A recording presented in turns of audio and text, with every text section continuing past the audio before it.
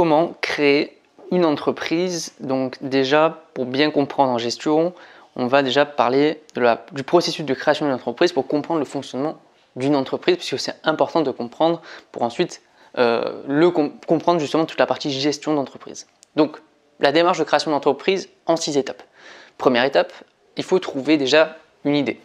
Donc ça peut être une idée de par votre expérience professionnelle. Donc vous avez vu des choses, donc vous allez vous servir de votre expérience pour créer une idée et développer un projet autour, parce que peut-être que vous avez détecté certaines choses et qui n'est pas actuellement sur le marché, ou justement vous avez trouvé quelque chose qui est sur le marché et que vous pourrez faire exactement pareil.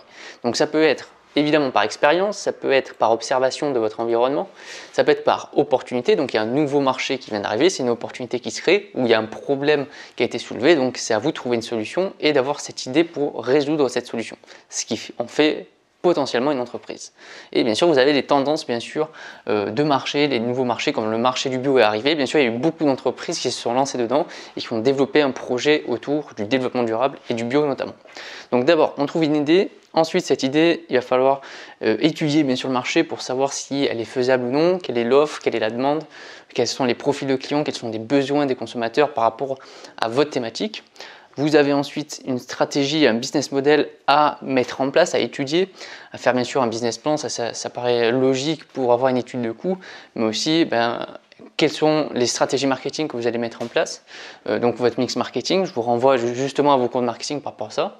Et quel est le business model? Est-ce que ça va être un business physique? Est-ce que ça va être un business sur Internet? Est-ce que ça va être avec abonnement ou de la vente à distance, de la vente à domicile?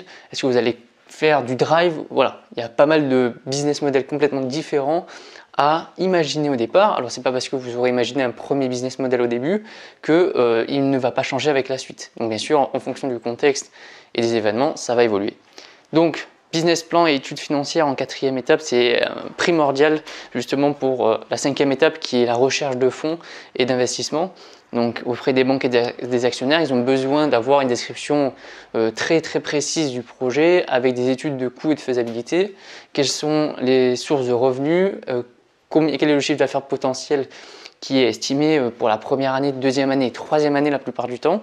Quels sont les coûts que vous aurez à supporter tous les mois.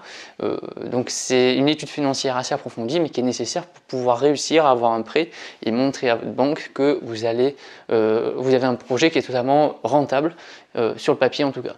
Et bien sûr, une fois que vous aurez fait tout ça, là, ça sera le moment de choisir le statut juridique le plus adapté en fonction de votre situation.